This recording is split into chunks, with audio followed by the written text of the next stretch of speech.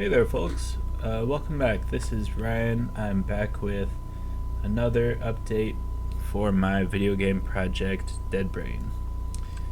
So you can see I've made a few changes to our city blockout.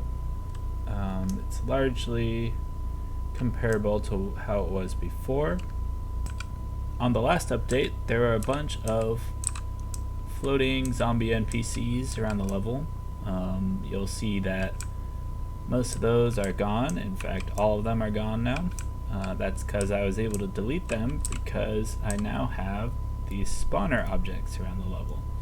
Yeah, these spawners should be working to only spawn zombies around the corners and out of sight in the creepy little nooks and crannies of the map rather than spawning them right in front of your face.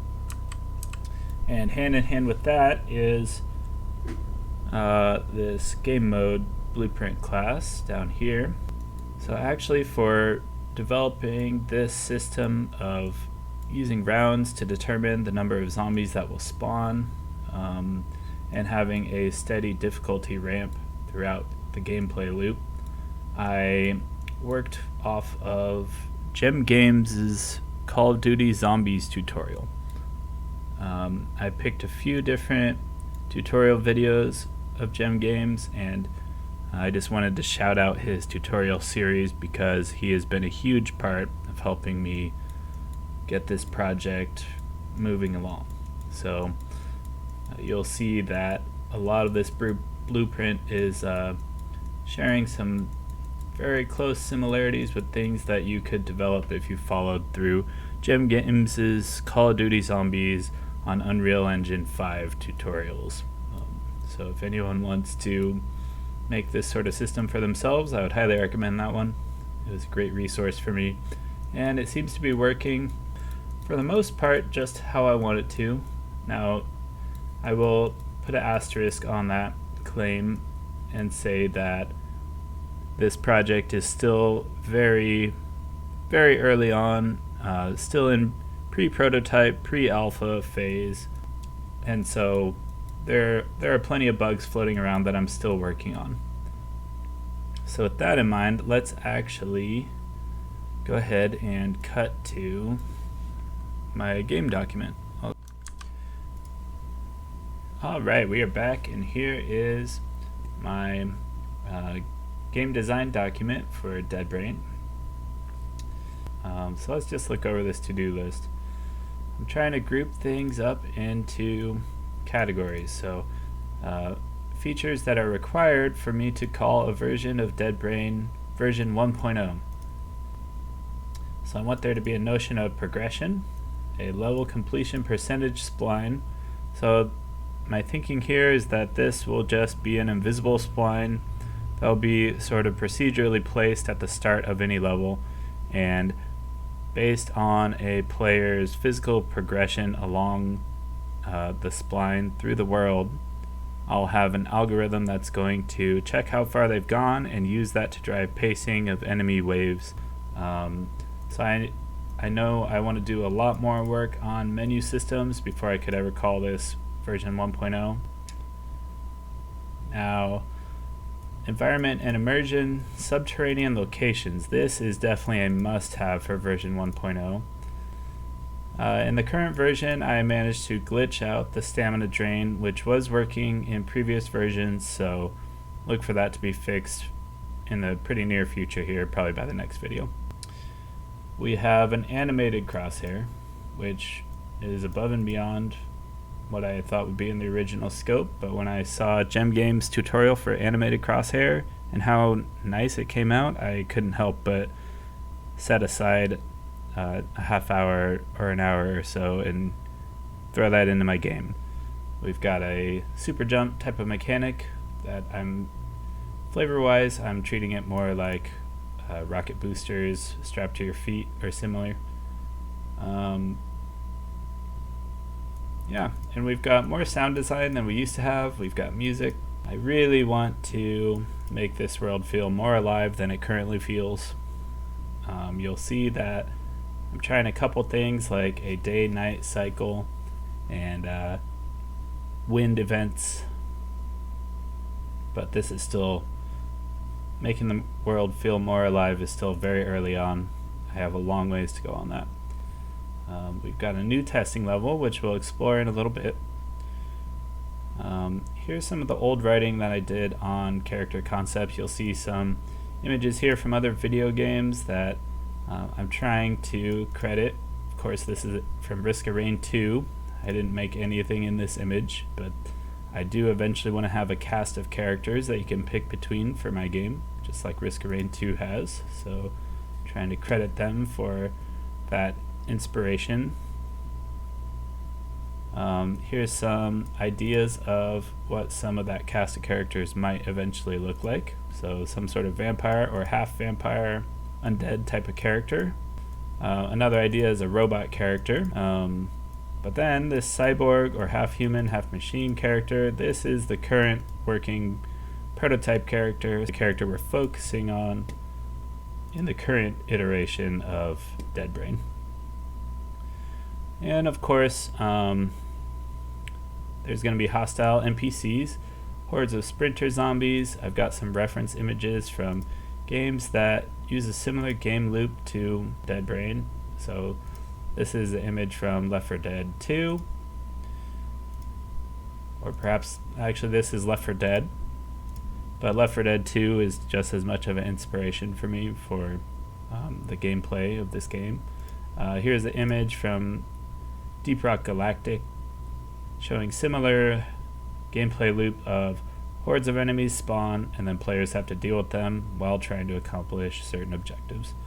Big credit to Left 4 Dead, Left 4 Dead 2, Deep Rock Galactic, and Risk of Rain 2. My vision for this game is somewhere in the middle of those 4 data points. I definitely want to credit the artists and game developers who put so much hard work into making these amazing games that have inspired me to make my project. Definitely feel free to pause the video and look at my silly first draft of a story. I'm actually a little bit proud of this first draft, even though it's very much a first draft, very much just flow of thought writing style here of me just sitting down and writing this. So I definitely reserve the right to change any details in this storyline, but feel free to, if you want, you can pause the video and comb through this and get an idea for some of the story elements. And lastly, here's some creative references. I just want to emphasize giving credit to the creators who have inspired me. Okay, let's get into some gameplay. So, here we are back in the level. Now, if you just heard that warbling sound effect, that is an audio cue that the round has begun. So that means that any of the enemy spawners that I come into range of that do not detect me within their line of sight, they are going to begin spawning in enemies, which you'll hear as like 4 thumps in a row. So I'm hearing those thumps beginning right now. It's kind of a subtle audio cue, but that's enemies spawning in, and the enemies don't currently know I'm here, but you'll see if I shoot, they're gonna start coming over to check it out. See this guy over here, he just spotted me. Now he's running around the building. And I'm probably about to get mobbed and killed by these guys, you know?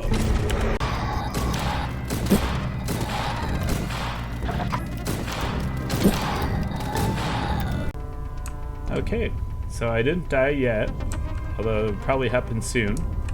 And we can see that these enemies have dropped some items. So here's a movement speed increase item, and it's glowing green because this is an uncommon rarity item. Oh, I didn't mean to pick that up, but that was a blue ammo box, which increased my ammo in the lower right corner of the screen. Oh, and over here I've found an epic item, so this required a pretty good roll of the dice with the RNG. So here's more blue ammo. Plays an ammo sound when I pick it up. And this one is the auto fire epic drop. So this is a rare item, and it's going to significantly increase my fire rate. Let's see, what other enemies are waiting for me over here? Sometimes they'll get a little bit glitchy.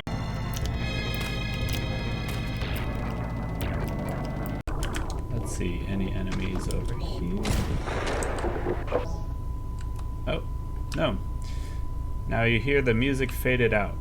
That's because we are currently between rounds, and there is a stress coefficient attached to my first-person character class, which is going to dictate the time between rounds. So it's going to give me a little bit of a delay. When I've been hit a few times, my stress will go up, and then while the stress gradually winds down, it's not going to be spawning more enemies or starting the next round.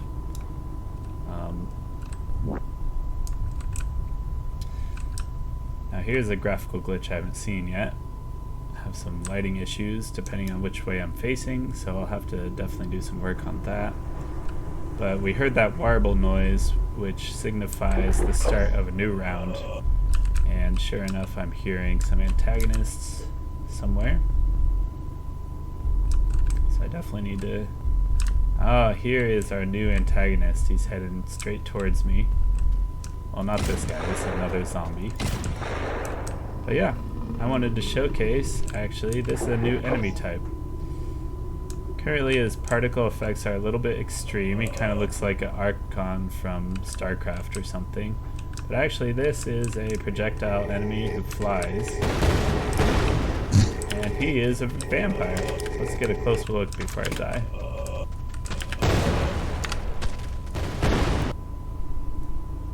There we go. I was quick enough to pause. So let's just take a look at this guy up close real quick. Well, it's not really the best environment with the current lighting. So we're currently firmly in our night cycle, the day-night cycle, and I've got two vampires aggroed on me. Each one of them has these sort of over-the-top particle effects attached to them, and they shoot homing missiles.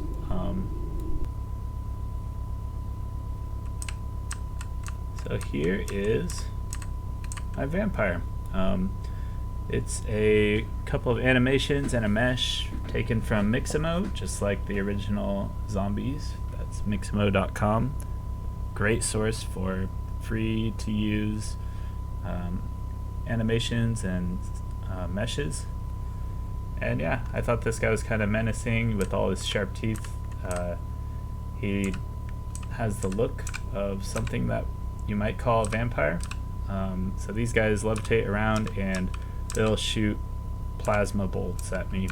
They're essentially floating wizards that will spawn, and they spawn less frequently than the zombies. Although I think I want to eventually have these guys function as more of like lieutenant level undead, so maybe with their own audio cues to announce to the player like, you need to get ready that because there's some flying ranged enemies coming after you. So yeah, this is one of the biggest recent developments, and I definitely am seeing that I need to tone down these particle effects a little bit, because currently can't hardly see the guy through his own particle effects, and I want to emphasize the actual character behind those effects a little more. But for now, this is just treat it as a first draft of these flying vampire enemies. Anyways, I think this showed off the game a little bit. The other thing is you saw that the lighting was changing as I played. Eventually the sun set and I was totally immersed in like pitch darkness other than a few sort of environmental lighting effects. So eventually I want there to be windstorms and tornadoes and dust storms that are going to come and totally impact your movement speed and your lighting. So I think that would be a good setting element to really bring these sort of rocky wastes biomes to life a little more. Yeah, I hope this gives you an idea for my vision and where I'm trying to take the project, and I'm looking forward to coming back next time with hopefully a lot more to update you on, because I am going to keep working on this thing every single day that I get a chance to.